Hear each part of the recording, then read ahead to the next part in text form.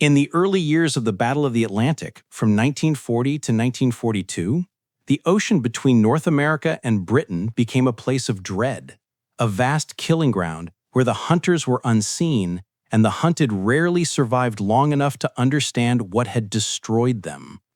The German U-boats slipped through the waves like shadows, patient, silent, deadly. Their periscopes broke the surface only for seconds, their torpedoes left no warning, their engines hummed beneath hundreds of feet of dark water while Allied convoys crawled across the sea like helpless cattle in a field of wolves. Night after night, the U-boat commanders launched coordinated attacks, turning the Atlantic into a graveyard lit by burning oil slicks and sinking ships. Crews aboard Allied destroyers and corvettes fought desperately to protect the merchantmen, but their tools were crude and often unreliable. Depth charges were powerful but imprecise. They exploded around a suspected position, but only rarely on it. And every time a destroyer passed directly over a contact, the sonar beam lost the submarine, leaving the hunters blind at the most critical moment. The sailors called it the blackout zone. Beneath the hull, the U-boats went silent, drifting while the destroyer raced helplessly ahead. By the time the sonar reacquired the target, the submarine had slipped away into the deep, or worse, positioned itself for a counterattack. To the men on those warships, there was nothing more terrifying than knowing an enemy submarine was somewhere beneath them, possibly within torpedo range, and yet being unable to track it. A lookout aboard the destroyer HMS Hesperus wrote in his diary, "Every convoy we escorted felt like marching through a dark forest, hearing twigs snap, knowing something was out there waiting to strike. Every splash in the water, every flicker of moonlight across the waves carried the promise of danger. A periscope glint, a torpedo wake, a sharp metallic echo on sonar. Long before the Allies found a way to fight effectively, the U-boats reigned supreme. They hunted in wolf packs, coordinated attacks using radio codes, and exploiting Allied weaknesses. A handful of submarines could tear apart entire convoys. Sometimes 8 or 10 merchant ships went down in a single night, leaving thousands of tons of cargo sinking to the bottom. Food, fuel, ammunition, and lives lost in black water lit only by fire. Among Allied sailors, morale began to wither. Men spoke quietly in mess halls and bunkrooms, sharing stories of ships vaporized in explosions or of survivors plucked from lifeboats telling how torpedoes struck without warning, followed by a second hit to break a ship completely in half. The worst were tales of destroyers sprinting after sonar contacts only to lose them, then hearing moments later the deep, echoing thud of a torpedo hitting a merchantman elsewhere in the convoy. Many felt they were not fighting an enemy, but something elemental, unpredictable and immortal. A U-boat did not have to win every fight, only survive long enough to strike again. A depth charge run might shake the submarine, but rarely destroyed it. Experienced German captains dove deep, let explosions thunder above them, then waited for the surface ship to give up or run out of charges. A U-boat crewman later recalled, "We were afraid of depth charges but not destroyed by them. They were the fists of a blind giant, strong but never precise." The Allies knew this truth too painfully well. Sometimes they dropped dozens of charges without even damaging the target. In 1942 alone, nearly 8 million tons of shipping were lost, an unimaginable weight of steel and cargo scattered across the ocean floor. The British Admiralty grew desperate. The Americans rushed to reinforce convoys. The Canadians stretched their tiny navy thin across the endless sea. But nothing seemed to turn the tide. Then in the winter of 1942, something new arrived, quietly. It did not look impressive. A spiky launcher bolted to the bow of a destroyer firing dozens of small projectiles at once. Sailors mocked it, calling it a rack of pipes or a farmer's pitchfork. It had no roar like a deck gun, no massive shockwave like a depth charge. No one believed such small weapons could change the greatest naval struggle in history. It was called Hedgehog. And though few realized it at the time, this strange, untested contraption would become the single most important innovation in the war beneath the waves. For now, though, in the cold years before it proved its worth, the Atlantic still belonged to the hunters. Steel coffins lurked below the convoys, patient and deadly, and the men on Allied ships wondered each night whether they would see the dawn. The surface belonged to them, but the deep belonged to Germany, And until something new emerged, something that could strike with precision, not luck, the U-boats would continue their reign, turning the ocean into a cemetery marked not by crosses, but by oil slicks drifting under a moonlit sky. When the Hedgehog first appeared on the bows of Allied destroyers in early 1943, few sailors believed it could make any difference in the brutal, unseen war unfolding beneath the Atlantic waves. It looked nothing like a weapon that could end the reign of the feared U-boats. Instead of massive steel drums like depth charges, the Hedgehog was only a cluster of slender spigot mortars, arranged in two neat rows pointing forward at a slight angle. The projectiles themselves looked like awkward metal darts, too small, too light to threaten the thick pressure hull of a German submarine. Men joke that it resembled a farmer's pitchfork or a bundle of fireworks taped together. Hardly the tool to stop the wolves of the Atlantic. The Hedgehog fired 24, or sometimes 48, contact bombs in a forward-arcing pattern. The projectiles left the launchers silently, except for a soft cough of compressed propellant, then arced out over the bow, landing in a tight circle far ahead of the ship before plunging into the sea. They sank fast, following a predictable descent path. And here was the innovation that changed everything. They exploded only on direct contact. Depth charges detonated at preset depths, creating massive pressure waves that might injure a submarine or crack a weld, but often did nothing because they relied on guesswork. Hedgehog rounds worked differently. If a projectile touched steel, it detonated instantly and with devastating precision.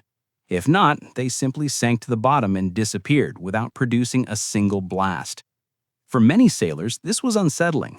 The silence after a Hedgehog salvo made it feel as though nothing had happened. But that quiet was exactly what sonar operators needed. For the first time, a destroyer could attack without losing contact, because there was no need to pass directly over the target and no underwater explosions to blind the sonar with noise. The ship held course, the sonar continued pinging, and the U-boat had nowhere to hide.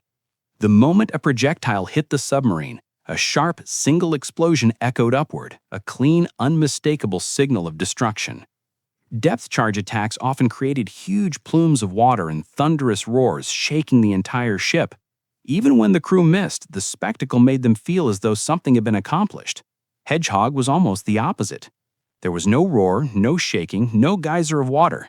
Only the sudden, sharp thump of a contact hit, a quiet, violent certainty that somewhere beneath the waves, steel had cracked and a submarine was dying. The first real test came in the North Atlantic on a cold night when a British destroyer, HMS Westcott, tracked a U-boat trying to slip around the edge of a convoy. The sonar operator kept the contact steady, reporting bearing changes with growing confidence. The captain ordered Hedgehog ready, then fire. The crew waited in tense anticipation, but no explosions followed, only silence. For a moment, men exchanged uneasy glances. Then it happened. A single, sharp, underwater blast echoed through the hull. A cheer rose from the crew. They had not just guessed the submarine's depth or detonated charges blindly, they had hit the target dead on. That hit changed everything. News spread quickly across Allied fleets. Hedgehog had proven itself, not with noise, but with accuracy. Its first kill demonstrated the brutal efficiency that would become its hallmark. A depth charge attack might require dozens of explosives. Hedgehog often needed only one hit to break a U-boat's back. As more ships received the weapon, Allied commanders began to understand its strategic power. A destroyer no longer needed to rush over a submarine's last known position, losing sonar contact in the process. Instead, it could maintain a constant track, adjusting its course in real time, attacking repeatedly with precise salvos. Depth charges required a destroyer to gamble on timing and distance. Hedgehog allowed it to hunt scientifically. The numbers told the story. A depth charge run might achieve a kill in 1 out of 80 attacks. With Hedgehog, the kill rate rose to 1 out of 5, sometimes 1 out of 3 when used by experienced crews. The impact was immediate. Convoys that had previously lost ship after ship now sailed with an invisible shield. U-boats began reporting that Allied escorts could attack without warning, without losing contact, and with frightening accuracy. German captains soon feared the sound of a steady sonar ping more than the explosions themselves, because a steady ping meant a Hedgehog was likely seconds away. Sailors began speaking of the new weapon with a mixture of awe and relief. They had seen the ocean swallow friends and ships without mercy, and now for the first time they had a tool that struck back with precision rather than luck. A petty officer aboard USS England later described the first time he watched a Hedgehog hit. The depth charges used to shake the entire ship, and we never knew if they did anything. The Hedgehog did the opposite. No noise, no shaking, just one clean explosion. That told you somebody down there just died. By mid-1943, Allied shipyards worked at full speed mounting Hedgehog on anything that could carry it. Destroyers, corvettes, frigates, sloops, even converted merchant ships. By the end of the war, more than 5,000 Allied vessels carried the launcher, each one becoming a deadly hunter capable of sinking a submarine with a single perfect strike. As Hedgehog spread across the Atlantic, German submarine warfare began to falter. Its strength had always been stealth. U-boats attacked from the dark and vanished before escorts could respond. But now the escorts struck first and struck accurately. The reign of the U-boat did not end in a dramatic battle.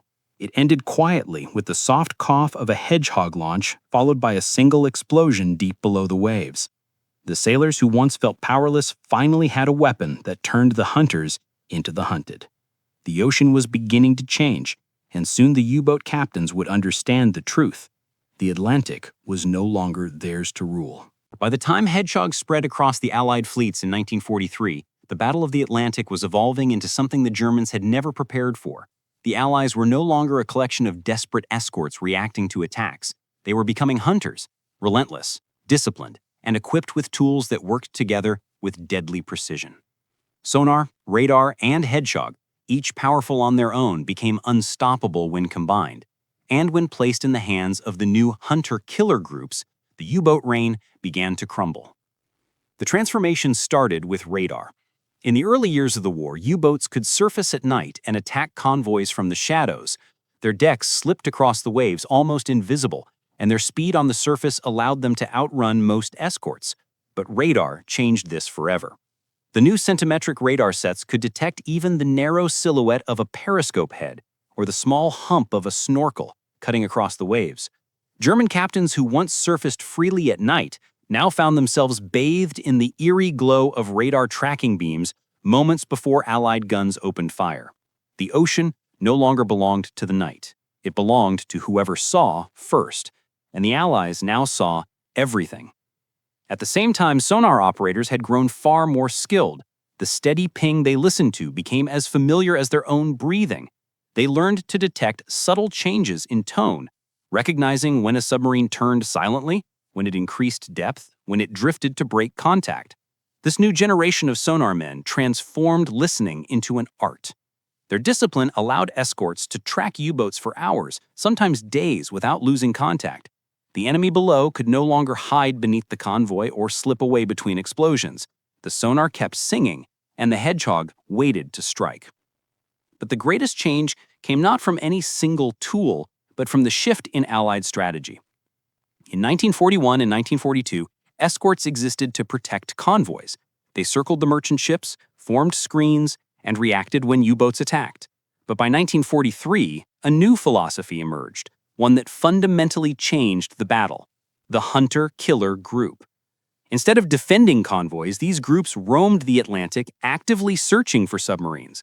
They operated around small escort carriers whose aircraft could spot periscopes, patrol vast stretches of ocean, and follow U-boats until destroyers could rush in for the kill. The Allies stopped defending and began hunting. For the first time, German submarine commanders were no longer predators, they were prey. One of the first and most effective groups centered around the escort carrier USS Bogue. Its aircraft spotted U-boats from miles away, forcing them to dive. Then destroyers armed with Hedgehog raced in, guided by sonar, attacks becoming a dance of precision. The moment sonar held steady, the captain ordered fire, and a swarm of Hedgehog bombs arced high over the bow and fell silently toward the target. The sea trembled when the single explosion cracked deep below. U-boat crews began sending desperate messages, reporting aircraft appearing without warning, escort ships arriving faster than they could escape, and Hedgehog strikes so accurate it felt as though the enemy could see through the ocean itself. One surviving German radio man wrote later, "We did not fear the depth charges anymore. They were loud, but they did not always find us. Hedgehog was different. It was the strike of a spear we could not outrun. Once we heard the sonar, we knew the next sound might be the end." By mid-1944, Hedgehog had been paired with high-frequency direction finding, radar-equipped patrol planes, enhanced sonar, and coordinated attack tactics. A U-boat detected on the surface by radar at night found itself forced to dive. Once underwater, sonar acquired it and held it pinned. Then the destroyer moved into perfect range, not too close, not too far, and unleashed Hedgehog rounds in precise patterns. Across the Atlantic, U-boat losses skyrocketed. In the first years of the war, dozens of submarines could operate in wolf packs. Now many never made it past their first patrol. The survival rate collapsed. German high command watched in alarm as entire flotillas vanished. Their commanders reported that convoys were now impossible to approach, aircraft forced them to dive, escorts held contact, and Hedgehog provided the killing blow. Nothing in the German arsenal could counter this, and their once fearless captains began describing the ocean not as a hunting ground, but as a vast trap lined with invisible eyes and patient destroyers. The hunter-killer groups, especially those built around escort carriers like USS Bogue, HMS Vindex, and HMS Tracker, became legendary. They destroyed U-boats with a consistency that shocked even their own crews. What had once been the most feared weapon in the Atlantic had become something cornered and hunted. The ocean floor began to fill with wrecks, German submarines smashed open by direct Hedgehog hits or left broken by sonar-guided precision attacks. The Atlantic itself had changed. Its rules were rewritten, and the U-boats were no longer writing them. The combination of radar, sonar, and Hedgehog turned the tide not in a single dramatic battle, but in hundreds of small, silent, lethal encounters where a ping, a sweep, and a volley of spiked projectiles decided the fate of steel coffins in the deep. By 1944, German submarine crews no longer spoke of victory, they spoke of survival, and many no longer believed they would return home at all. By 1944, every German U-boat captain entering the Atlantic knew the truth long before he saw it, felt it, or heard it. The ocean had changed. It no longer felt like the silent hunting ground they once ruled, but like a vast, empty field where unseen predators waited above and around and beyond their reach. Submariners who had sailed with swagger in 1941 now boarded their boats with tight jaws and eyes that avoided the families waving goodbye on the pier. The fear was not of the enemy they could see, but of the one they could not, the one who hunted them with sound and radar, and a new weapon that destroyed them with a single violent touch, Hedgehog. The early days of the U-boat war had been defined by confidence. German crews believed they were invisible, untouchable masters of the deep. But by 1943, survivors returning from patrol brought back a different kind of story. Stories not of triumph, but of being chased for endless hours by sonar pings that pierced the submarine like needles in the dark. Stories of destroyers that never lost contact, even during evasive turns, even during silent running, even in the deepest layers of cold water. Stories of sudden explosions, not deafening like depth charges, but sharp, precise, close, too close. Then silence, deadly silence. Hedgehog was unlike anything the Germans had known. Depth charges terrified them, but they could survive those blasts. The skilled captain could dive deep, angle the hull, and ride out the violence, hedging his life on timing and instinct. But Hedgehog did not explode around the submarine. It exploded on it, only when its projectile struck steel. And when it did, the pressure cracked, ripped the hull apart like tearing paper. A German engineer who survived a Hedgehog strike on a sister submarine described it later. Depth charges were storms, Hedgehog was a knife, and the knife always found flesh. When U-boats surfaced, even briefly, radiomen caught terrifying transmissions from other submarines, abrupt, incomplete messages that ended mid-sentence before cutting into static. No coordinates, no calls for help, only fragments like "under attack," "sonar locked," "bearing east," or "bombs falling," silent, no explosions, then nothing. The silence was the worst sign of all. When a U-boat was struck by Hedgehog, there were rarely survivors, rarely signals, rarely time for anything except the brutal shock of water punching through ruptured steel. The German Naval Command (BDU) realized the scale of the disaster far too late. They scrambled to equip submarines with better detection gear, radar warning receivers, improved sonar shields, snorkels, anything to break Allied contact. But each new patrol returned with fewer men, fewer boats, fewer stories of success. Many U-boat commanders wrote in their logs that sonar no longer sounded like a distant tapping. It sounded like a heartbeat, hunting them, slow, steady, inescapable. They felt it through the hull, a rhythm that tightened their throats and froze their nerves. One captain wrote in 1944, "We could hear our death coming before we saw it, and we never saw it." The psychological fear spread faster than the losses themselves. Submariners, once trained to be hunters, now felt like trapped animals. The moment sonar ping struck the hull, they whispered to each other, "They have us. They always have us." Hedgehog amplified this terror because its silence before impact made it worse. A depth charge run delivered warning, roaring explosions, shaking the submarine brutally, but giving the crew some sense of location and danger. Hedgehog gave nothing, no clues, no countdown, no echo of turbulence, just the soft sound of projectiles falling through water, then a sudden sharp crack. Then darkness. Another U-boat survivor described the moment simply. One explosion.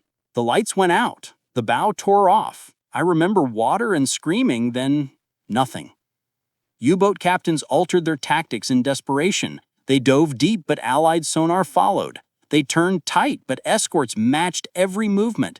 They ran silently, but aircraft forced them to surface, where radar caught them even faster. Every option that once guaranteed survival was now met with a counter. Every escape path had a hunter waiting. Allied hunter-killer groups were relentless.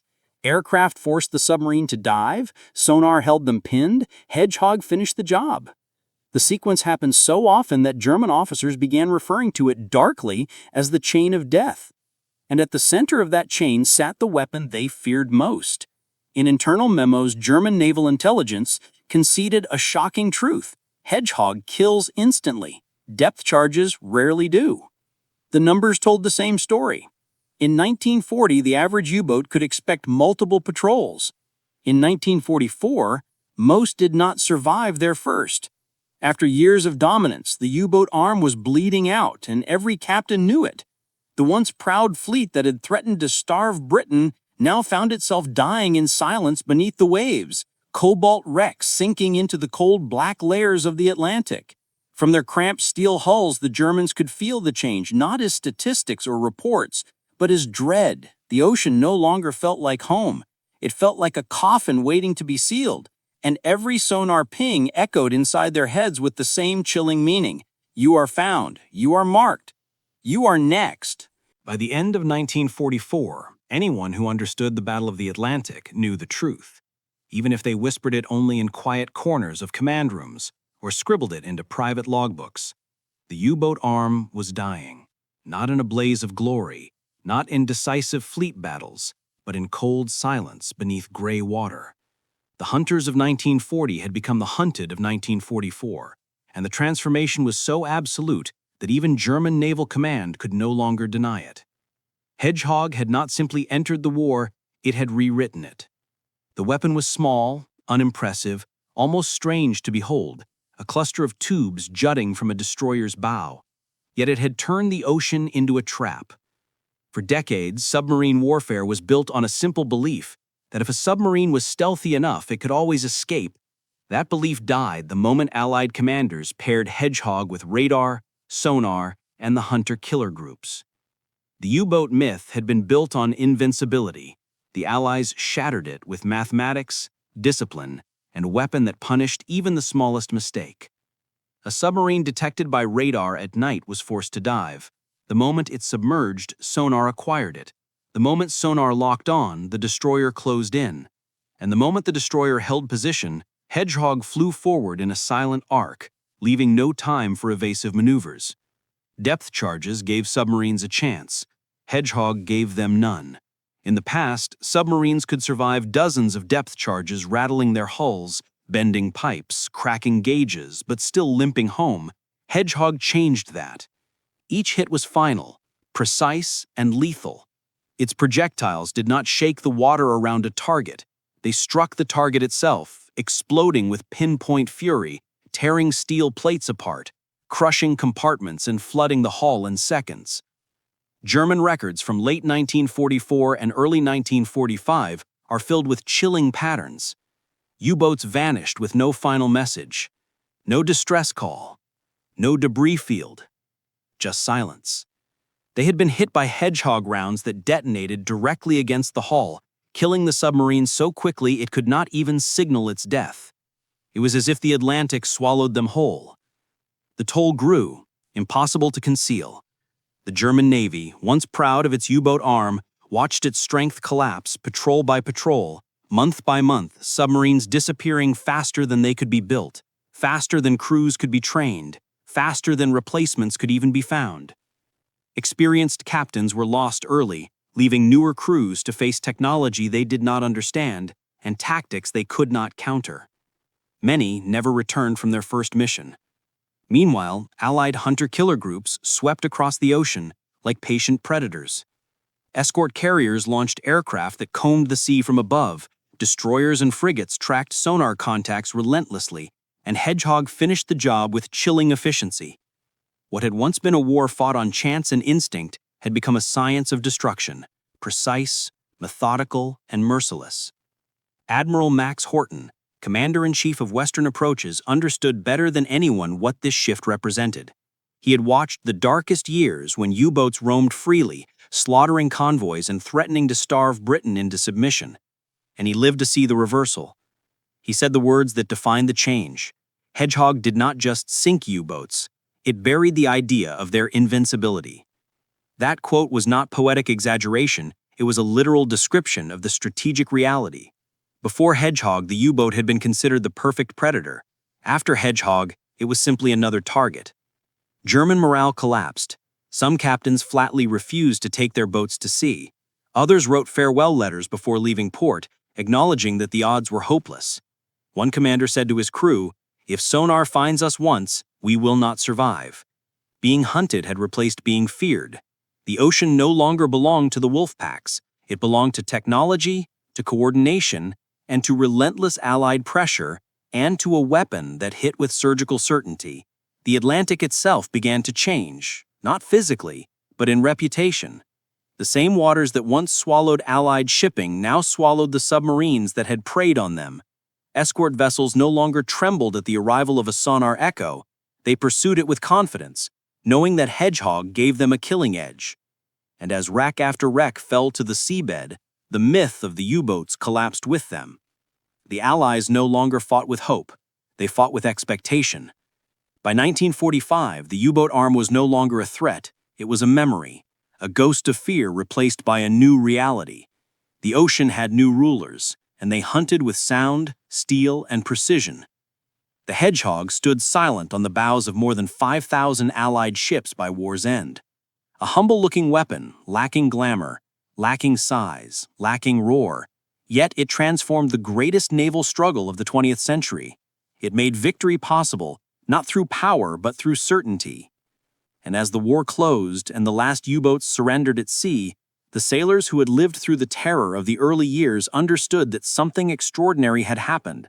A small spiked projectile had ended a legend. There was no ceremony, no parade, only the quiet truth that a weapon few had believed in had brought an empire of submarines to its knees. Hedgehog had not just sunk U-boats, it had ended the reign of terror beneath the Atlantic and written the final chapter of a myth that once seemed unbreakable.